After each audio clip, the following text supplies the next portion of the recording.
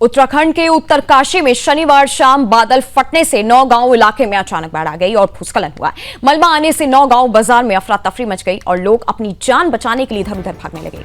जानकारी के मुताबिक मलबे से मकान दब गए और मलबा घरों में घुस गया।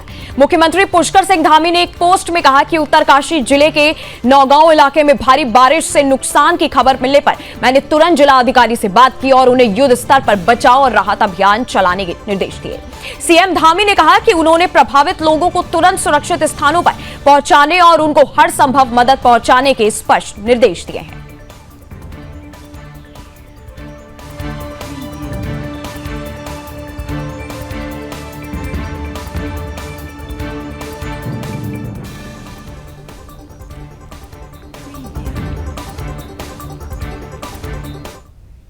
और इस खबर में हमारे साथ उत्तराखंड के ब्यूरो चीफ कृष्णा कुमार जुड़े हुए हैं। कृष्णा जी, आपको आवाज आ रही है मेरी? बिल्कुल सुन पा रहा हूं जी। कृष्णा, ये जो हालात इस समय वहां पर बने हुए हैं, एक बार विस्तार से बताइए, क्या माहौल इस समय है वहां पे? क्या प्रशासन की तरफ से क्या जो है वहां पे तैयारियां की जा रही हैं?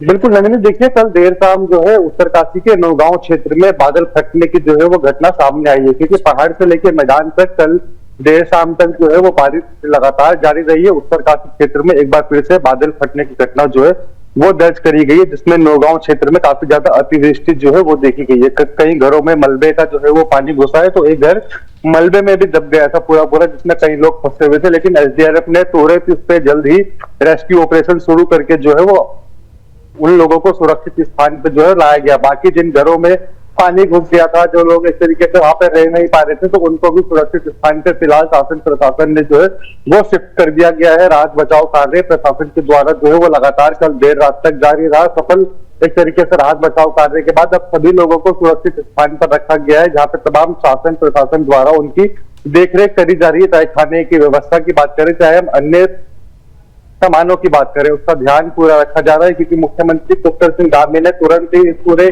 घटना पर संज्ञान लिया। उन्होंने जिलाधिकारी प्रशांत कार्य से बातचीत करके घटनास्थल पर पहुंचने के निर्देश दिए थे और साथ ही उन्होंने कहा था कि जो भी आपदा से प्रभावित हो रहा है उनकी मदद जो है वो लगातार करें। जिस क्रम में हम देख रहे हैं कि जिलाधिकारी अब इस समय जो है वो खुद ग्राउंड जीरो पर मौजूद है, पूरे स्थलीय निरीक्षण करके वो जायजा ले रहे हैं उस क्षेत्र का कि क्या क्या नुकसान वहां पर हुए हैं। क्योंकि मुख्यमंत्री ने जिस तरीके से कहा है कि किसी भी प्रभावित को जिस तरीके से कोई दिक्कत ना होना चाहिए, तो उसी का हिसाब लगाने के लिए जिलाधिकारी खुद ग्राउंड जीरो पर डटे हुए हैं। वो खुद ग्राउंड जीरो पर रह के स्वयं देख रहे हैं कि किसके घर में कितना नुकसान हुआ है, कितने परिवार यहाँ पे फिलहाल उनको किस जगह पर रखा गया है, उसका भी निरीक्षण करने वो वहां पे पहुंच रहे हैं और सभी लोगों से बातचीत भी लगातार कर रहे हैं। क्योंकि जिस तरह से मुख्यमंत्री पुष्कर सिंह धामी की भी जो है वो हर एक आपदा क्षेत्र में जो है वो नजर रहती है, चाहे हम पहाड़ी क्षेत्रों की बात करें, चाहे हम मैदानी क्षेत्रों की बात करें। क्योंकि जहां पे भी आपदा आती है, लोगों को नुकसान होता है, तो मुख्यमंत्री पुष्कर सिंह धामी सबसे पहले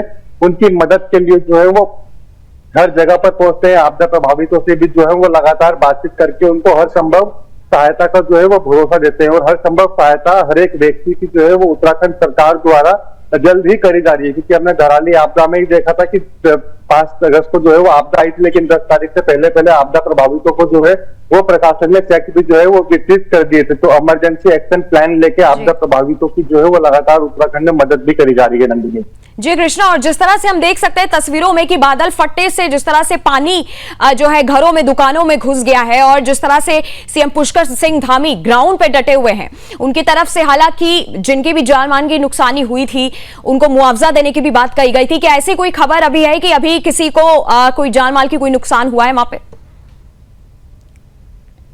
देखिए नंदिनी, इसमें राहत की बात यही है किसी को भी जान माल का नुकसान नहीं हुआ है। क्योंकि शुरुआत में जब बादल फटने से पानी का सैलाब जो है वो काफी ज्यादा बढ़ गया था, मलबा जो है वो कई घरों में घुस गया था, तो एक मकान जो है वो पूरा मलबे में दब गया था। उसमें अंदर 6 से 7 परिवार के सदस्य थे, वो उसमें मौजूद थे, जो काफी देर तक उसमें फंसे रहे। लेकिन एसडीआरएफ ने अपना रेस्क्यू ऑपरेशन चला के जो है वो तमाम उपकरणों की सहायता लेके उनको मलबा हटाकर घर से बाहर निकालकर सुरक्षित स्थान पर भेज दिया है। बाकी जो लोग थे उनको भी सुरक्षित स्थान पर रखा गया है। अच्छा, कृष्णा कुमार, बहुत बहुत धन्यवाद हमारे साथ जुड़ने के लिए।